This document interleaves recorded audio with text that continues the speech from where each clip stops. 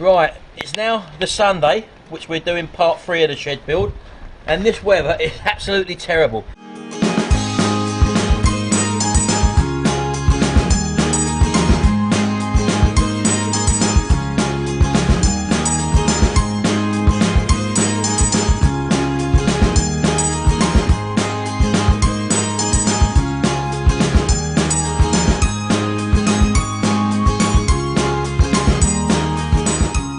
Have a look what we've had to do. Look, this is what we done. Look, we've covered this all up now. It's pouring down with rain. There's no chance we're going to get the roof on today, but what we're going to try and do is to actually go inside the shed. There we go. Oh, it's a bit dark in here at the moment. Hold on. I don't know if you can see that. We're going to get a light in here at the moment. But as you can see, the roof is where Gary's just put some temporary boards across and covered it over with plastic. The plastic which he covered it over with was porous. There we go. It's just like an old bike sheet basically, and I've just got some plastic from my house, and it's proper solid plastic, so that will stop the leaking. So I mean, what we're going to try and do is to get the door on and maybe finish this feather boarding off. Oh, he's there. Sorry. And he's got the glass for the window, and as I say, he's trying to get that on the roof there now. Plastic over the top. These are the things you come up against when you when you've planned to do something. Unfortunately. Oh, okay, that's that plastic down there. As you can see, we've got the other side on for the feather board, and he's had the window cut, which is obviously going to go into there. And so we'll just get this tied down, and we'll come back to you. Right, we've cleared the decks a little bit. The top is now covered up with plastic sheeting. So we're going to have a go at fitting the door on. So we're just going to measure the complete entrance gap there. Should be 30 inches wide by, I think it was 168¼ inches, wasn't it? Yeah. Which is the same size basically as these battens here. And hopefully we're going to build the frame, put a couple of diagonals in it, strengthening pieces, and then we'll come back to you. All about improvisation when the weather's not very good. So normally we'd be outside on the table doing this, but take away to this back wire. Well, perfect.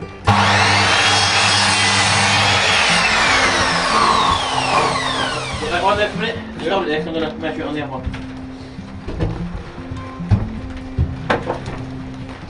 You've got the weight there. You on the end? Yep. Oh, I'm going to mark it with a pencil.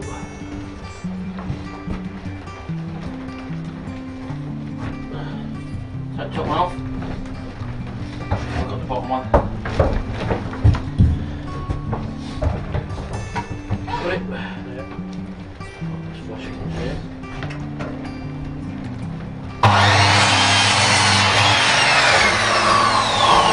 That's the two side battens.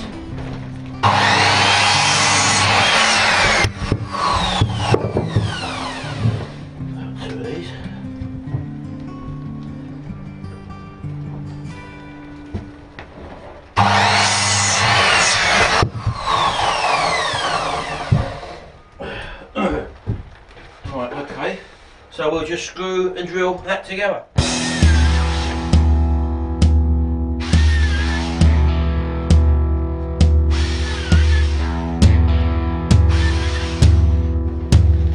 There we go, having to pull one drill out to take another drill out because we've got the light on. All things you have to improvise with and get over. So what we're going to do now is just to bolt this frame together.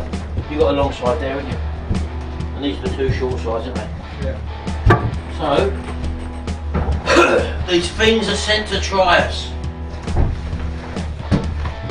Right, okay. Lift up.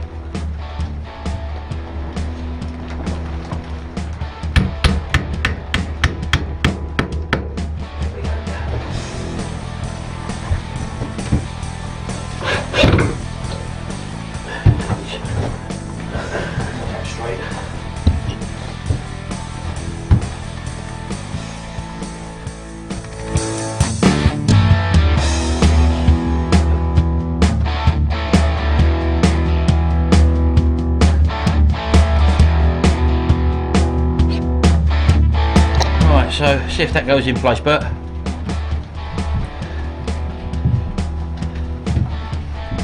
It's on the wire down there, look. See the cable? Take the cable out. That's right. Oh, you can't, can you? Because the extension lead is plugged in from outside. Well, then one could have gone in. Can you go through the window? I'm going to pull the lights out for a minute, folks. Just got to reroute the extension lead. That's better. Reroute the extension lead through the window this time. Which things you come up against. Right, just hold that in place then, Bert, and see what we got. You've got a nice little gap down that side, don't we? So it fits in there a treat, really, then, doesn't it? Yeah. Yeah, do it going outwards. Kick it against that far side. That's it. Will it open all right? Yeah. That will do. It's that cover hold, isn't it? Yeah.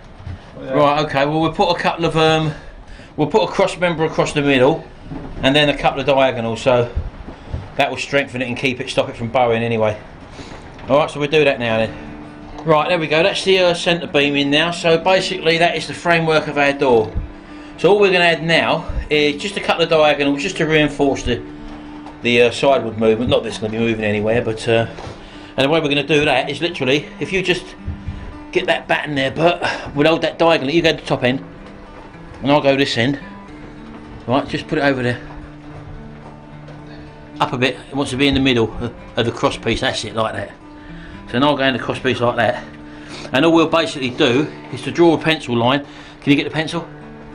On the top there. Draw the diagonals there, and then same draw the diagonals in that corner, and that just saves messing about with any measuring stick. So we'll take that batten out now. We're left with our exact measurements, and we'll just saw them angles as per the end of the pencil lines, and then we'll be able to screw that into the diagonal there to strengthen the door. Right, okay, Bert, try that. That's a lovely solid frame we got there. Now we've done that in 2x2 at its rest, the same as the rest of the frame. How's that fit? Spot on. That'll do, won't it? Yep. There we go. There's our door fitted now. All we've got to do now, we'll do the cut all the feather boards for it. We're going to put some extra. We're going to be opening the door outwards. Open it the way it's going to open. Okay. That way, basically, as you see that way. So along this side down here, we're going to have 3 hinges. So we're going to put just 3 little supporting battens along there, one in the middle and one at the bottom, and that will give us something to screw to for our hinges. So yeah, we're going to cut all the feather board now, as I say, and then we'll fit the door. And just to stop the door swinging open, we could put an internal batten just overlapping here down the centre there, so that gives the door something to stop against. Okay, so we're going to feather board this now, and we'll see you after we've done that. Alright, there you go. Door's in place. It's a nice fit. We've got a little gap at the top. It's not hinged up yet, as you can see, but I'm sure you'll agree it's a pretty substantial door. It's got a bit of weight to it, so we definitely need the 3 hinges on it. And as I said to you, just to support the hinges, we're going to put 1 batten across the top there, 1 across the middle, 1 across the bottom there, and that will support the hinges. Now, one thing that we did realise is that because we slatted these individually, we slatted that side first, put all their ones on, and then we slatted this side second. The door, as you can probably see there, that's the top of a slat there, and if you run that line through, the top of the slat is above, about 1/4 inch or 1/2 inch above on that side. This side they nearly match up.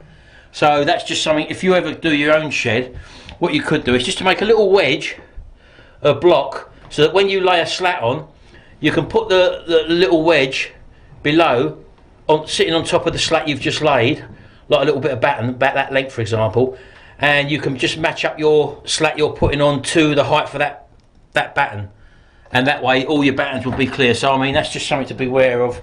It's not going to worry, we're not going to be worried about it. Once it's all painted up from the outside, you're not really going to notice that. As I say, it's a homemade shed at the end of the day, and we're not really working to any plans at all, just common sense. So as you can see, the door, which is a 2x2 batten, we've added the 2 strengthening struts. Again, no measuring involved, it was just marking out with a pencil, as you can see there, and the joints have come out, not too bad. Definitely enough to strengthen this door anyway, so yeah, it's not turned out too bad. The rain's just stopped outside now, although we've still got drips on the ceiling coming in. I don't know if you can see that, but as I say, that's from the residual water that was there. So, 2 cups of tea. This is the first tea break we've had in the time that we've built the door. So what we're going to do, we're going to put the battens in, or do you want to finish featherboarding that side out there, or what? I don't know if we've got enough balls to feather them ends up. Oh right, okay, so you might have to get some more featherboards. A couple more sheets. So we could actually get the supports in for the door frame and try and fix them door frames so the door opens and shuts. Yeah? Yeah.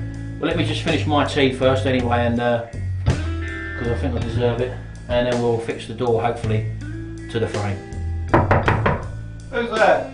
Open up and find out. Hello. We've just put a door on. Let's have a look what we've done. Look. Right. Okay. Well, once we've, as I say, don't forget we're doing this as we go along. We're creating this shed. We didn't have to put strengthening brackets on there. We're going to cut them bolts off there. The hinges actually come on our 2x2 battens. So all we done was put a couple more supporting battens in there. One there. The middle one was done because we had that batten anyway. And we put another supporting batten across the bottom of the door just to hold the hinges. If you look, just come outside. Right, just pull the door to, Bert. Right, well as you can see, there's the three hinges, top, middle and bottom. And they fix obviously through the featherboard into them battens we've just put in there. Now this is what I was telling you about the lining up. Although they haven't lined up, obviously, look, as you can see, a way around that would have been is if we would have made a little packer, a little spacer, a measuring stick for each batten. So as we basically went up, we could have put the little batten there, and then when we come to this one, put this little batten there, we would have had them all the same height. So if you're going to build a shed doing it the same technique as what we're doing, that's just a little improvement you can do. But as you can see, once it's all painted up, you ain't really going to notice. So open the door again, Bert. There we go, lovely solid door, and it's quite a weighty door, to say it's very substantial, but we definitely needed them supporting brackets, as you can see on the inside there. So all we're going to do then is to stop it from swinging all the way in, would be obviously to run a batten down here, and that will be a stop. And the reason why I say put a batten down the whole length, I mean we could technically put just a little block at the top there, just to stop the door swinging in, but you'll be left with a gap there, and obviously you get drafts coming in there. So by having a batten the full length, that will stop any draft coming in and people looking in there. Not that people are going to be looking in there, but it will just draft proof the actual solid door. And that is basically it. So yeah, we've actually fitted the door. Not too involved, as you can see, but I'm sure you can see it's a good job we've done there. It stopped raining now, so we can't actually finish the featherboard on the side because Gary's got to buy some more featherboard. He's got the glass, which again we can't really fit really until we've done the featherboard, because just to make sure it all matches up correctly. But all in all, not a bad job. What else did you say you wanted to do today? Cover that roof up, wasn't it? Just cover that up now, that's covered now, isn't it? Yeah. So bring that glass in the shed now. So there you go, there's part 3. Again, due to the weather we can't show you putting the roof on, but we hope you enjoyed this episode, and we'll see you again probably in the final part, which will be part 4, putting the roof on. And let's hope tomorrow brings better weather, and then we'll do it tomorrow. Okay, thanks so much, hope you enjoyed this video, we'll see you in the next one.